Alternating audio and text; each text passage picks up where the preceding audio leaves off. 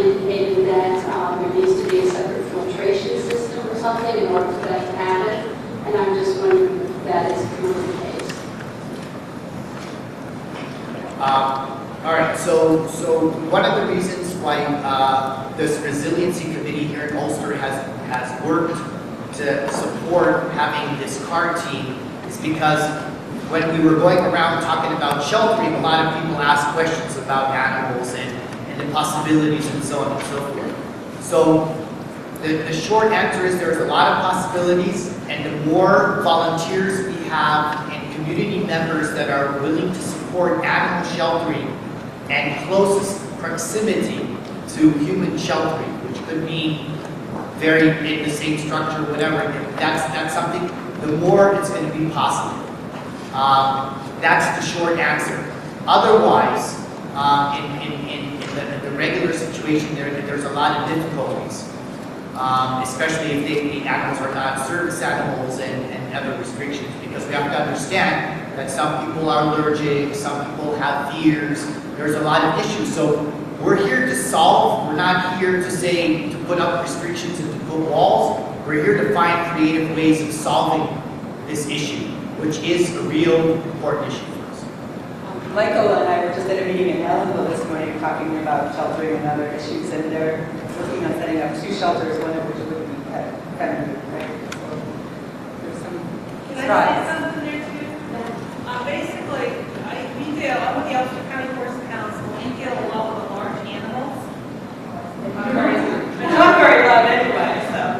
And what we ask people to do is get a buddy farm, which means somebody, not only your next door neighbor, but someone in another location you can transport horses to, whether it be 10 miles away, 20 miles away, get out of the flood area. Sometimes you can create, because sometimes situations happen like on large barns, it happens just to you. Your power goes out, the tree hits all the fencing, it goes down, you temporarily need housing, that's emergency local. That's our neighbor. Normally we have a lot of people. We lose horses. They know whose fault is a large animal. And it's okay, you are better. But sometimes it's kind of common sense. You just have to know who to call. If you have a horse, we hope you know who the Ulster County Horse Council is. We have a list of people who have horse trailers that can help transport your horses out if it's an emergency. If you need a generator, a lot of people around here have well water. And if you have large animals, power goes out, you don't have a generator, you have no water. And water is a necessity for large animals also. So we kind of became a resource for people to call in that special situation. We actually helped somebody down in Queens during Sandy. There was a small farm down there, they flooded, they needed sandbags. And then what they brought in for sand down there to be delivered was huge, the price of it. So what they did is they called us, we got someone to donate the sand, we found bags to fill up the bag, and it was 2 trucks, several tons of sandbags to be delivered to this farm. So sometimes if you just have a local place to call, has a list of items that can be used temporarily. I have a portable round pen, I would donate that to someone whose fencing was down. Portable fencing is great to replace down fencing. But it's just a different idea we have. We have a list of people who live in what area, the members in Ulster County, who have horses or large animals that want to help. So that's just an idea. Sorry. Is this actually?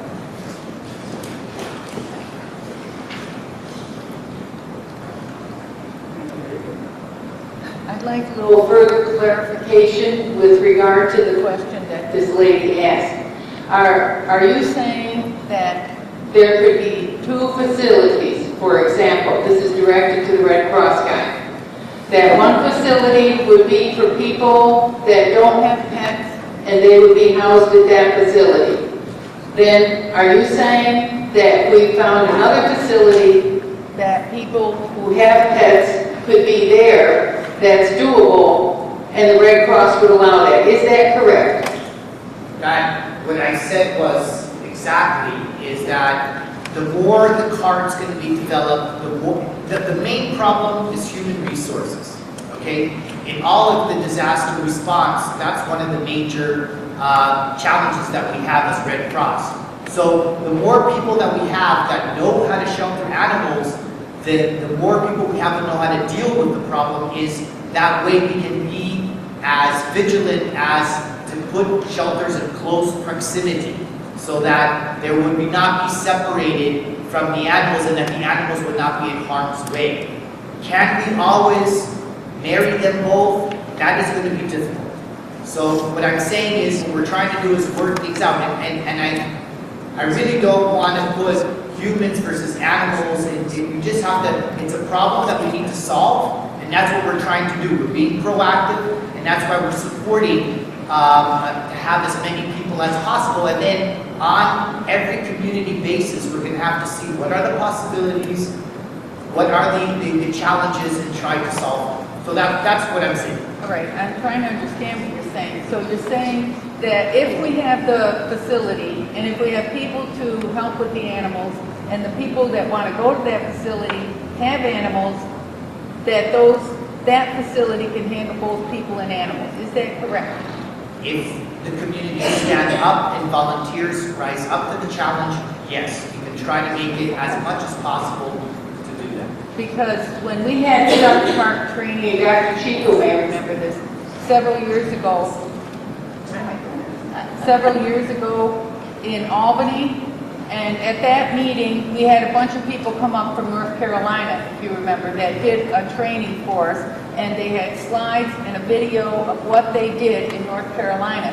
They essentially were in charge, they were given a school, a regular school. The auditorium housed the people, and around the perimeter of the auditorium where hallways were going around, and the animal people down there, the cart kind of people, had in reserve somewhere in a holding facility, they had a bunch of animal holding devices, either crates or wire cages or whatever.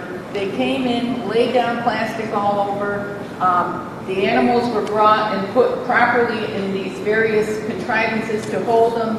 The people that were there that had animals were sheltered in the auditorium, and a schedule was set up where people came and took care of their animals, walked their dogs, cleaned their cats, whatever, and it worked out perfectly, and there was no mention anywhere that there had to be separate filtration systems, like this lady is saying, yes, that the American Red Cross did. They never mentioned anything like that. It was a place where people who had animals could go now.